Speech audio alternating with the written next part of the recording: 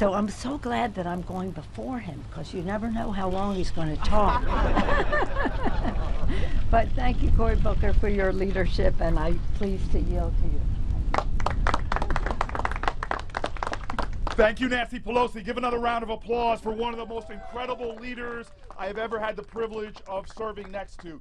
We are here again, reintroducing a bill. I'm proud to be an original co-sponsor, but there are trailblazers in Congress behind me. Champions that have defied the sad truth of our America, that we still live in a nation in the majority of states that you can post your wedding pictures online but still be denied the ability to stay at a hotel in your community or be fired from your job without legal recourse. We still live in a nation that has a profound injustice. The Equality Act is on the right side of history, and right now we stand in the cold shadow of injustice. And so here we are again introducing this bill, but it is not a normal time that we introduce this bill. We introduce it in the backdrop of a president that in his very campaign singled out in opportunistic bigotry the trans community. We stand here in the backdrop of a time that LGBTQ Americans are being targeted and singled out for heaped upon more injustice.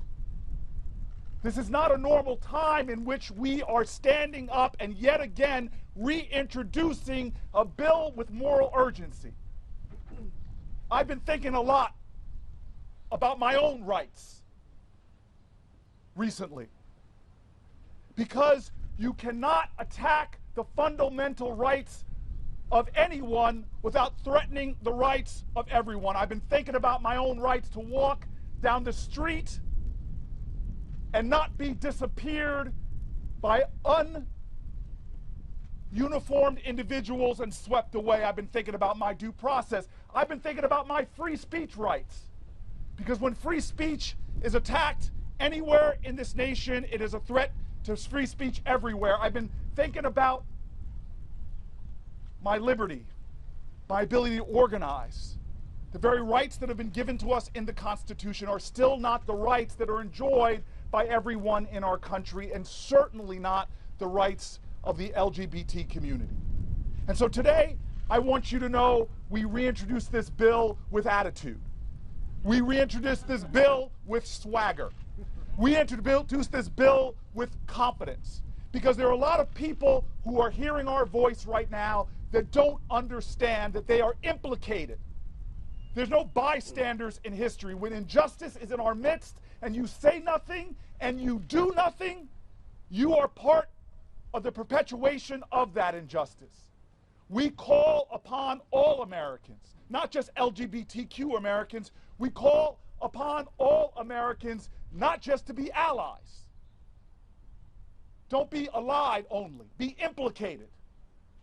Don't just be allied only. Remember our history, the horrors of our history during the Middle Passage, when one African was chained and thrown overboard. All Africans were on that boat that were chained together, were pulled under. Remember our history and the courage of men and women in the trench warfare in Europe, who saw one person go down and risk their lives to run into danger to carry that person off. Understanding that we stand together or we fall together. This is one of those voices. This is one of those moments that we need your voice. And so I say in conclusion very simply this. There are Americans today that are worried, that are afraid, that need to hear from you. There are Americans today that are afraid to go to their grade school because they're still being bullied for who they are and how they love. There are people today that feel so tired and so worried that this nation will not stand for what it says we should stand for. And so I say to those people that we will speak up.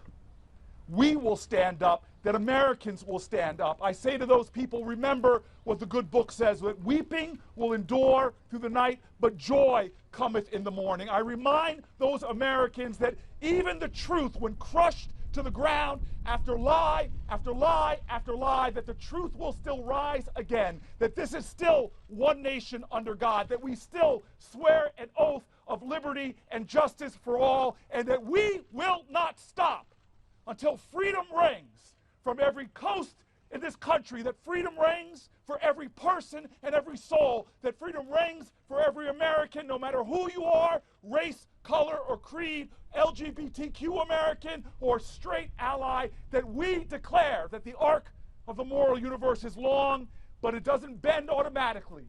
We declare today and every day, until justice is established in this land, until the Equality Act passes, we declare that we, the people, will grab hold of that arc and pull and bend it until we live up to our promise in a country and truly are free at last, free at last. Thank you very much.